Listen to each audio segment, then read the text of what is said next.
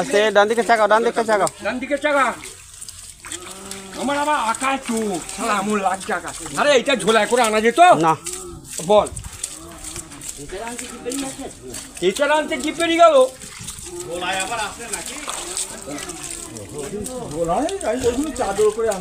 চাদরও দেখতিস কি অসুবিধে হতো।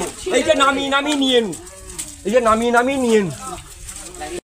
প্রিয় দর্শক, আপনারা দেখলেন অ্যাম্বুলেন্সকে একটি নির্দিষ্ট জায়গায় রেখেই পেশেন্টকে কিভাবে চ্যাংলাই করে নিয়ে যাওয়া হচ্ছে। রাস্তা আছে কিন্তু দুর্নীতিতে পাথরে বালি পিচ সব শেষ হয়ে গিয়েছে। অ্যাম্বুলেন্স সেখানে নামতেই পারছে না, এতটাই রাস্তার খারাপ অবস্থা। গাড়িতে ওঠার আগে পেশেন্টটি কিন্তু রীতিমতো মারা গিয়েছেন। আমাদের রাজ্যে এমন বহু গ্রাম আছে, এরকম সমস্যায় যখন কোনো রোগী পড়েন ওনাকে কিভাবে হাসপাতালে নিয়ে যায় সেখানকার গ্রামবাসীরা একবার ভাবুন। যেখানে পাড়ার সমস্যা পাড়ার সমাধান নিয়ে বড় বড় ভাষণ দিয়েছেন মুখ্যমন্ত্রী মমতা বন্দ্যোপাধ্যায়, ওনারই রাজ্যের এই অবস্থা।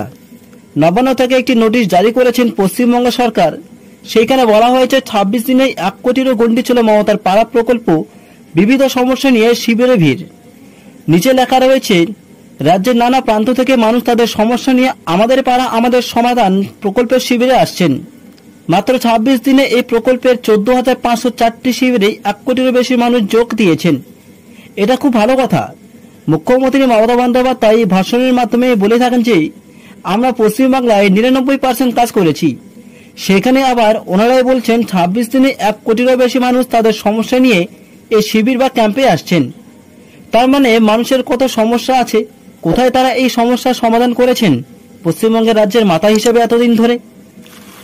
এতগুলি মানুষ যে সমস্যাগুলি নিয়ে আসছেই, সেই সমস্যাগুলি শুধু নথিভুক্তই করে ডাস্টবিনে ফেলে দেবেন, নাকি সামনে 2026-এর বিধানসভার লক্ষ্যেই এই নির্বাচনকে টার্গেট করেই কিন্তু নতুন করে কোনো ফাঁদ পাচ্ছেন বোঝা কিন্তু খুব মুশকিল।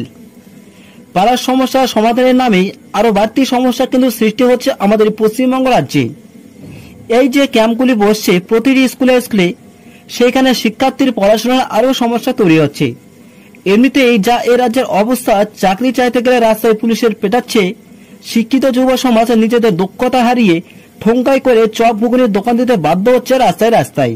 পাড়ার সমস্যা পাড়ার সমাধানে 1 কোটিরও বেশি মানুষ এসেছে তাদের সমস্যা নিয়ে নোটিশে, কিন্তু তাই বলা হয়েছে। কিন্তু সমাধান কত মানুষের হয়েছে এইটা কি সেই নোটিশে বলা হয়েছে? এই সমস্যা সমাধান প্রকল্পটি যখন মমতা বন্দ্যোপাধ্যায় বলেন তখন রাস্তাঘাটের অবস্থা খুব খারাপ। এই নিয়ে কলকাতা হাইকোর্টে একটি মামলা হয়েছিল। মামলাটির রায়ে হাইকোর্ট বলেছিল পশ্চিমবঙ্গে বর্ষার আগে 2 সপ্তাহের মধ্যে সমস্ত রাস্তাঘাট নির্মাণের কাজ কিন্তু শুরু করতে হবে এই পশ্চিমবঙ্গ সরকারকে। আমার তো মনে হয় ওটাকেই মমতা বন্দ্যোপাধ্যায় টার্গেট করে জনগণের কাছে নাম ফোটানোর চেষ্টা করছেন, আমাদের পাড়া আমাদের প্রকল্পের নাম দিয়ে। বুথে বুথে নাকি 10 লক্ষ করে টাকা দেবেন মুখ্যমন্ত্রী, কিন্তু প্রশ্ন হলো কাজটা কি দেখতে পাচ্ছেন? আপনাদের এলাকা এই বর্ষায় বোধহয় শেষ হয়ে গেল, কাজ কি হয়েছে? আপনারা কমেন্টে অবশ্যই বলবেন।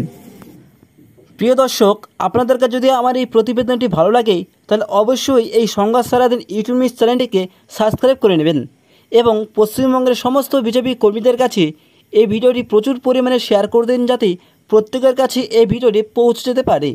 এবং রাজ্যের সমস্ত খবর প্রত্যেকদিন টাটকা দেখতেই আমার এই চ্যানেলটিকে অবশ্যই সাবস্ক্রাইব করবেন। প্রিয় দর্শক, দেখা হচ্ছে আপনাদের সঙ্গে পরবর্তী খবরে। ততক্ষণে নজর রাখুন, দেখতে থাকুন এই সংবাদ সারাদিন ইউটিউব নিউজ চ্যানেল। ধন্যবাদ আপনাদের সবাইকে।